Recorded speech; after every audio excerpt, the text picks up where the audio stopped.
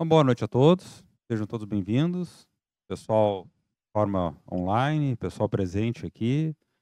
Na noite de hoje, nós acompanharemos o capítulo do Evangelho segundo o Espiritismo, 11º, Amar o próximo como a si mesmo. Tá? Então, vamos procurar, quem está de forma virtual, procure um lugar reservado, procure, né, um local em que vocês não tenham a atenção distraída, né? Procurem se recolher para poder acompanhar e refletir sobre tudo que vai ser colocado aqui. Tá? No nosso canal lá, vocês vão encontrar os capítulos do Evangelho segundo o Espiritismo, onde vai encadear e ampliar o entendimento da proposta do Evangelho e do entendimento da doutrina espírita. Esse próprio capítulo de hoje vai ter outros expositores lá que já fizeram também, com abordagens diversas, tá? Então, quem está aqui presente também, procure ficar prestando atenção, procure, né, não fechem os olhos para se concentrar, não, prestem atenção, pensem, né, que é importantíssimo que a gente consiga pensar, aprender a pensar, refletir e fazer um autoenquadramento, a fim de que a gente possa ter motivos para avaliar a nossa trajetória, a nossa vida e procurar trilhar um caminho diferente. Tá? Então, uma boa palestra para todos nós. Eu passo a palavra então a Maíra.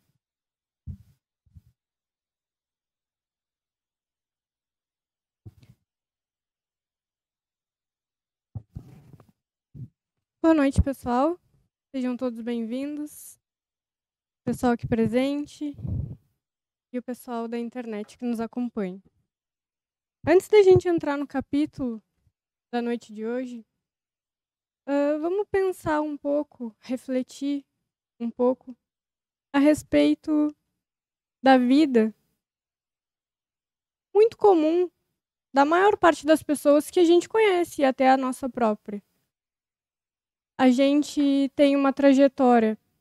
A gente nasce com determinados conflitos, determinados problemas. A gente não encontra, muitas vezes, resposta. A gente não consegue lidar com as emoções que a gente tem dentro de nós. E a gente passa, às vezes, uma adolescência conflituada, complicada, na busca por aprovação social na escola. A gente entra na fase dos relacionamentos e a gente quer ficar com todo mundo, porque quer ter um relacionamento para a gente não se sentir tão sozinho. A gente encontra determinadas pessoas ao longo da vida, de um relacionamento em outro relacionamento. A gente encontra pessoas, às vezes, que são tão conflituadas quanto nós, mas que a gente tem um medo enorme de perder, porque dentro de nós, às vezes, a gente não consegue enxergar possibilidades e perspectivas de encontrar alguém mais compatível, mais identificado com a nossa própria natureza, com a nossa própria personalidade. E a gente vive relacionamentos, às vezes, frustrados. E nós temos filhos. E esses filhos nascem dentro de lares conturbados, que muitas vezes não resolveram os problemas e acabam, dentro dos seus próprios conflitos também, não encontrando soluções, mas a gente vive a vida. A gente costuma falar, e é uma verdade, a gente faz compensações emocionais. A gente tem esses conflitos, essas dúvidas, esses medos, e a gente se absorve pela rotina do dia a dia. A gente consegue um emprego, a gente vai trabalhar, a gente faz as coisas da casa, a gente dá conta da casa. Eventualmente nós saímos no final de semana, a gente come, a gente bebe, a gente ri. E assim, de final de semana em final de semana, de férias em férias, até lá o nosso fim de uma aposentadoria, onde muitas vezes a gente sai de uma rotina e passa a ficar mais tempo em casa, dentro das relações familiares que nós temos, e a gente constata que a gente não consegue suportar essas relações, porque elas são conflituadas.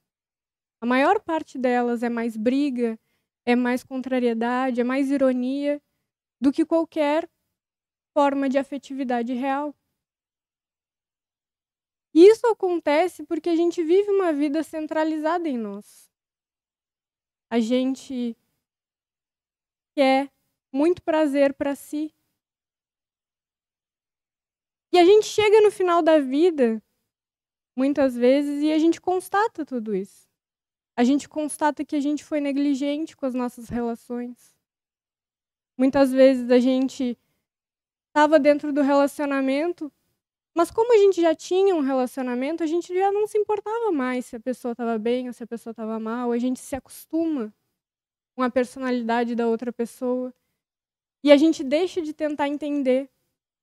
E a gente simplesmente vira as costas, dorme e acorda para um novo dia.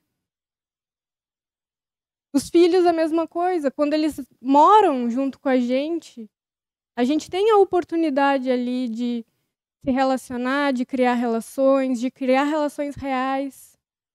Mas a rotina do dia a dia é mais forte.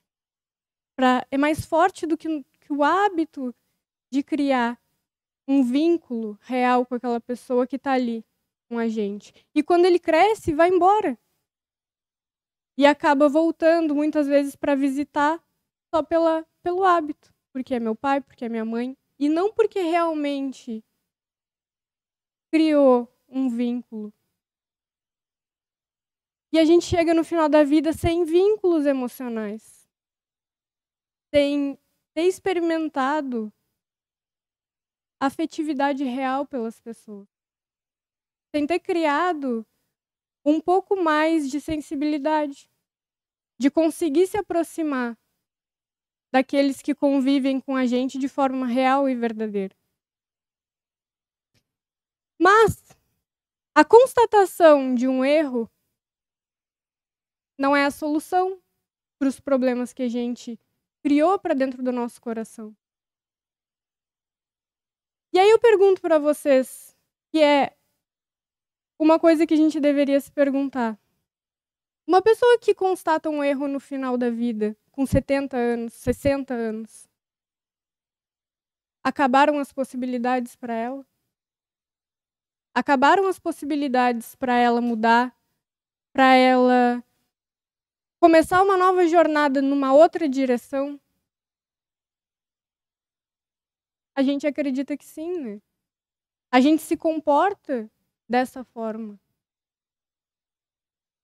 Porque a gente vive uma visão limitada, estreita da vida que a gente tem agora, do aqui e do agora.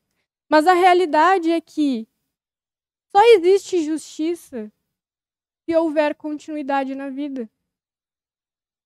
Só existe justiça se houver mais de uma vida. Porque qual é a justiça em alguém ter passado a vida inteira se dedicando e tentando e buscando o melhor, às vezes se sacrificando, renunciando seus próprios desejos, superando as suas próprias dificuldades. Uma vida difícil de sacrifício, como por exemplo o Chico Xavier, que teve uma vida de sacrifício a vida inteira. Qual seria a justiça entre uma vida assim e uma vida que só foi utilizada para prazeres? Prazeres sexuais, bebida, consumismo, até intelectualismo. Intelectualidade, onde a gente quer o aplauso, o elogio o tempo inteiro. Se não houver a colheita, onde há justiça? E a nossa colheita, ela vem na continuidade da nossa vida, que não acaba quando o nosso corpo morre. Porque a nossa essência é espiritual. E essa essência, ela continua após a morte. E tudo que a gente está fazendo agora, de hábitos, de emoções, de sentimentos, de experiências, tudo a gente carrega dentro de nós. E nós nascemos de novo, num novo corpo, mas com tendências. O que são essas tendências? São os impulsos. Os impulsos que a gente tem, lá quando a gente é criancinha. Quando a gente ainda não conhece, teoricamente, nada do mundo, mas a gente já tem uma personalidade, a gente já tem uma maneira de lidar com as coisas. Às vezes a gente já tem ideias pré-concebidas de determinadas coisas. E esses impulsos vêm com a gente quando a gente nasce.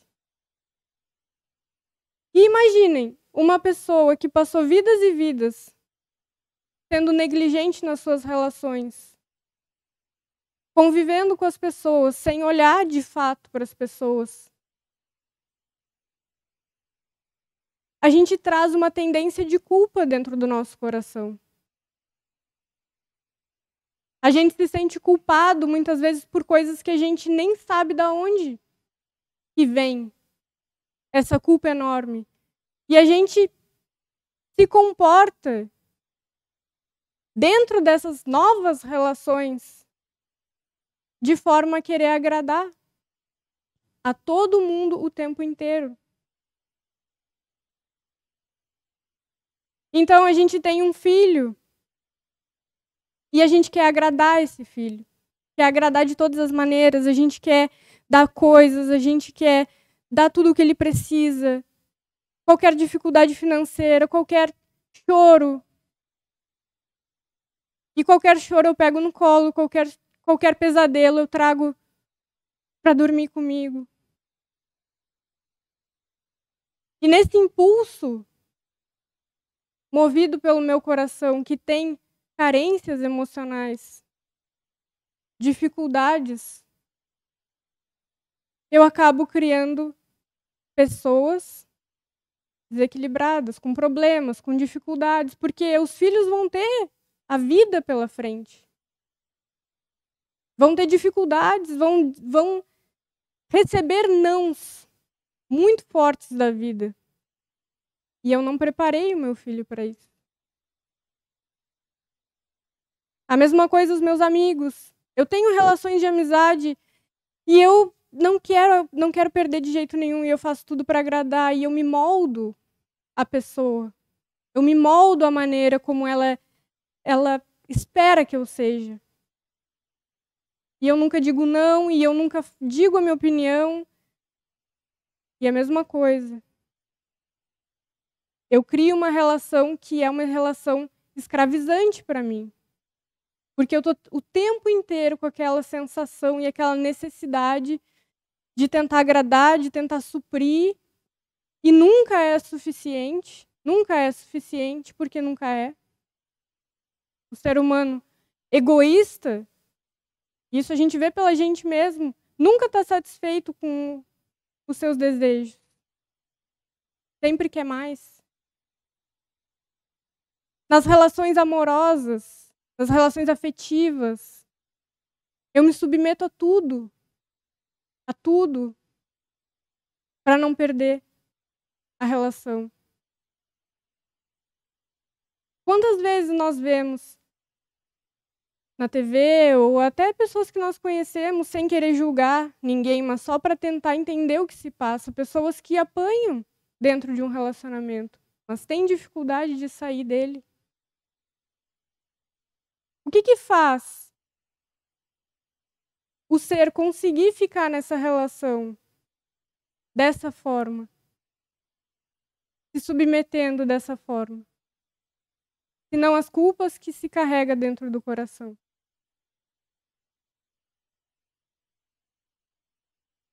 E tudo isso é porque no capítulo de hoje o título fala amar o próximo como a si mesmo. E amar não é agradar. Amar não é atender a todos os desejos, a todos aos caprichos daqueles que convivem conosco.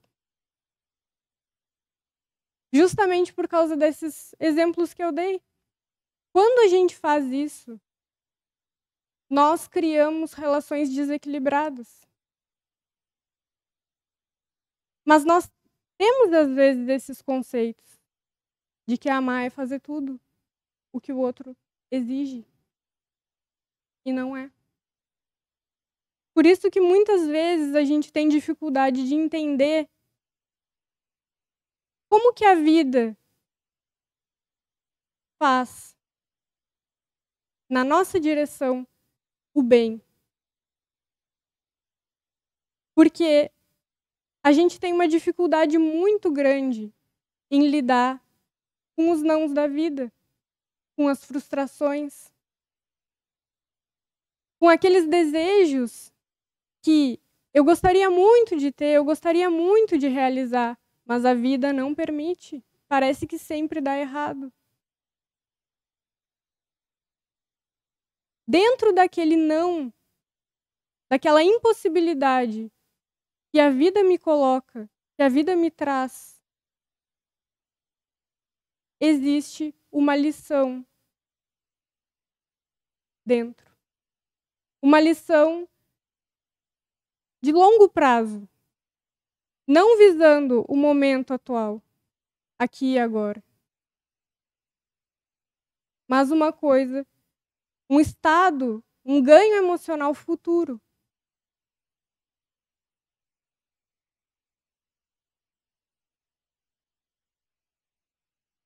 Assim como agradar as outras pessoas o tempo inteiro não é amar, amar a si mesmo, que é o que fala no título hoje, não é também se autoagradar o tempo inteiro. A também atender os nossos desejos o tempo inteiro. Porque existe muito isso, né? Na internet a gente vê isso o tempo inteiro. De que a gente tem que ter amor próprio. Como se esse amor próprio fosse isso, agradar a nós o tempo inteiro, realizar todos os meus desejos íntimos. Mas quando eu faço isso, quando eu me permito isso, eu não vou mais na direção do desequilíbrio. Se eu quero beber todo final de semana, porque eu acredito que essa é uma forma de ser feliz, eu não vou começar a ter problemas financeiros, eu não vou começar a ter problemas de saúde, porque isso vai começar a afetar o meu corpo, afetar a mim. Eu não vou começar a ter problemas nas minhas relações, porque eu vou estar atendendo só os meus desejos, só os meus prazeres, e de novo eu não estou olhando para a minha volta. Então, se atender os meus desejos o tempo inteiro traz desequilíbrio para mim, esse amar ao próximo como amar a si mesmo não é atender todos os seus desejos, todos os nossos desejos internos.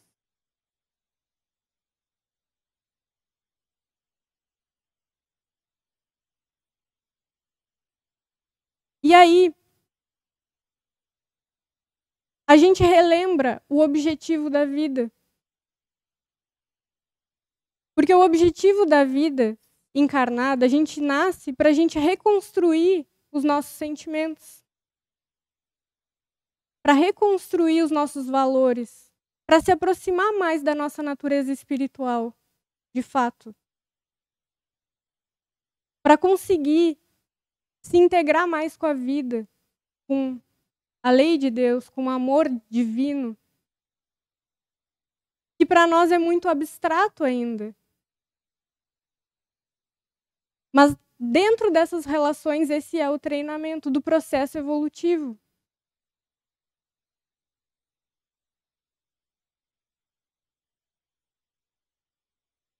Então, na passagem de hoje, Jesus dá a seguinte lição, que é a seguinte. É uma passagem onde os fariseus, que eram os religiosos da época, sempre tentavam pegar ele em uma armadilha, fazer alguma coisa para que ele entrasse em contradição e fosse preso. E Jesus, que era muito honesto, muito verdadeiro, porque ensinava os valores da vida, os valores reais, os fundamentos reais e espirituais da vida, e porque ele tinha isso dentro dele e vivia isso. Ele não tinha medo dos fariseus, não tinha medo da conjuntura política da época, que é o que muitas vezes nós temos. A gente se dobra ao que a maioria faz. Ele não tinha medo. Eles tentam fazer uma jogada com Jesus e perguntam para Jesus o seguinte: Mestre, qual é o maior mandamento da lei de Deus? Eles eram fariseus.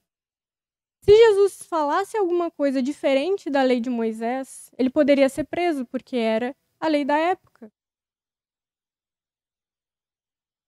Se ele falasse alguma coisa fora da lei, ele não estaria cumprindo a lei de Moisés. Também poderia ser preso. E aí Jesus responde: Amarás o Senhor teu Deus de todo o teu coração, de toda a tua alma e de todo o teu espírito.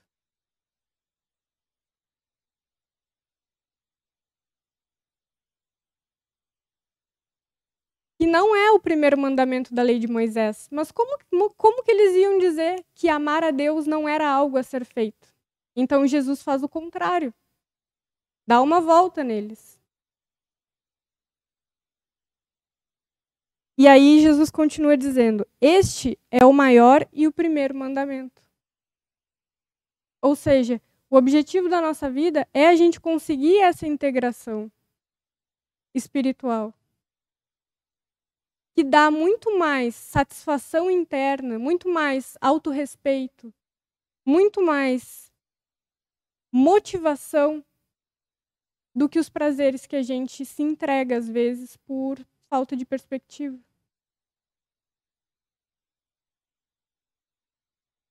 Só que é muito difícil a gente conseguir conceber o que é Deus e como ele se relaciona com a gente. Porque Deus é imaterial. E nós somos materiais, temos esse tipo de relação. Aí Jesus fala o seguinte: semelhante a este, tendes um segundo. Ou seja, é um que é mais fácil para o nível evolutivo que vocês se encontram. Porque vocês ainda não têm todas as capacidades de compreensão disso. Então vocês precisam de alguma coisa mais concreta. E ele fala: amarás o teu próximo como a ti mesmo. Por quê? Porque dentro do nosso primitivismo, do início da nossa jornada espiritual, a gente é muito egoísta. Como eu falei, dentro das nossas relações, a gente é muito centralizado dentro do que a gente quer, do que a gente gosta, do que a gente determina. E isso gera em nós um egoísmo enorme. E o egoísmo, ele tem um problema muito grave, que ele nos cega completamente. Ele tira de nós o senso crítico, a capacidade de pensar, a capacidade de refletir além de nós mesmos. A gente acha que a gente está sempre certo, que a gente está sempre na melhor situação, que o nosso ponto de vista é referência, e a gente se engana. Por isso que nós passamos vidas e vidas nos enganando. Nós passamos vidas e vidas nos enganando porque a gente nutre comportamentos egoístas. Se nós conseguirmos, e faremos isso, amar ao próximo, ou seja, nos dedicar às nossas relações, não só as nossas relações mais próximas, que também fazem parte da gente, mas sair um pouco da nossa própria visão de mundo e enxergar as coisas de forma um pouco mais ampla, enxergar as dores das outras pessoas, enxergar as dificuldades das outras pessoas, as limitações. E eu vou ter que perdoar, compreender, porque eu também tenho. Eu também tenho limitações. Eu também tenho dificuldades. E porque eu tenho, e porque eu sei a causa dessas limitações e dessas dificuldades, quando eu olho para o outro e enxergo que ele também tem, e ele também tem essas carências, essas dificuldades, eu consigo ser um pouco mais tolerante. E se tem perspectiva para o outro, também tem para mim.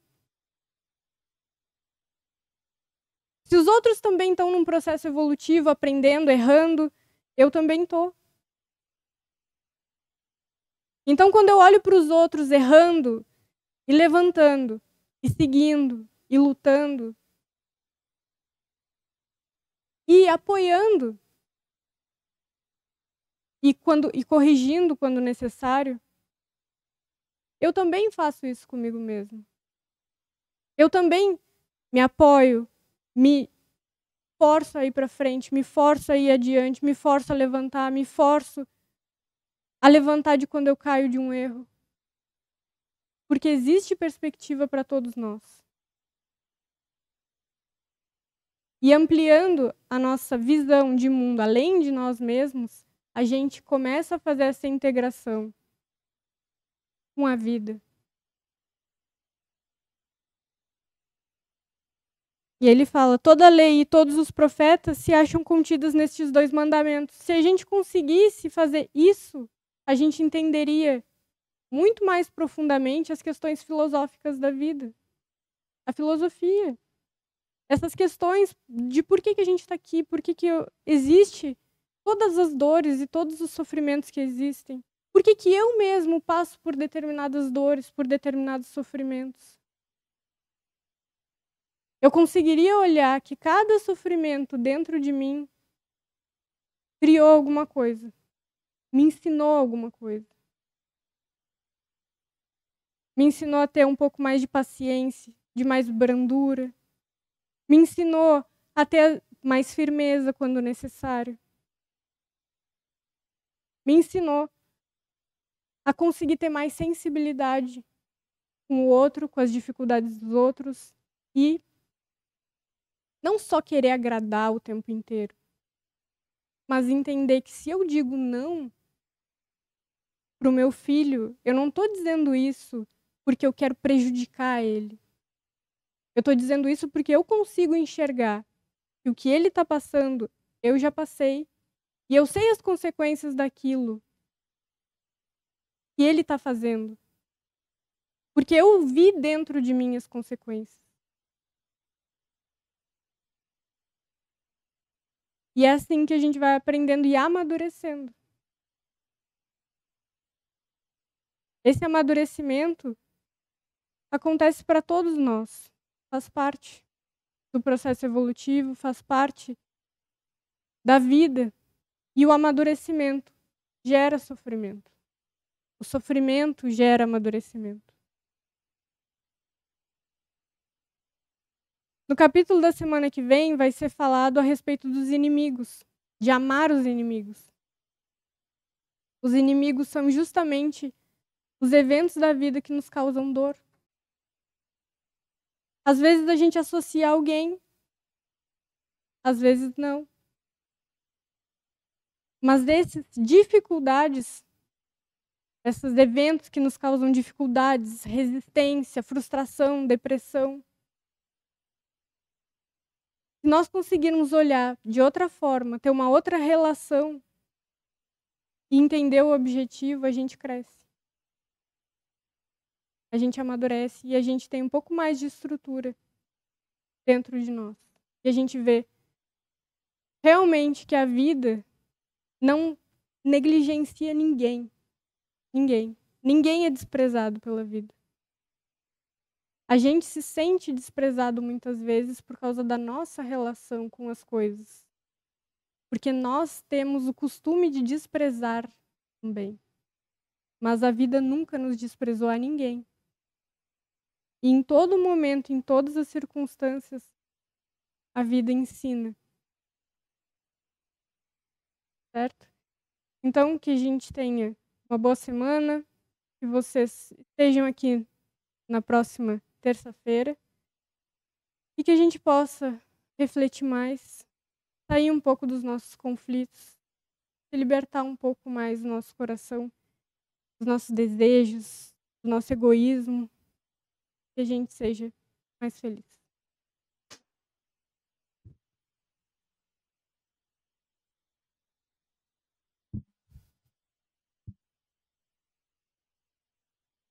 Tudo bem? Então, nos despedimos de vocês, agradecemos que ficaram conosco até agora. Compartilhem com familiares, amigos. Aí no sábado, às 4 da tarde, estaremos novamente com outro capítulo da sequência, e também na terça. E quem é aqui da cidade, nós temos estudo da doutrina espírita às 8h30 da noite, aqui na Rua Vice-Almirante Abreu 568. Uma boa noite.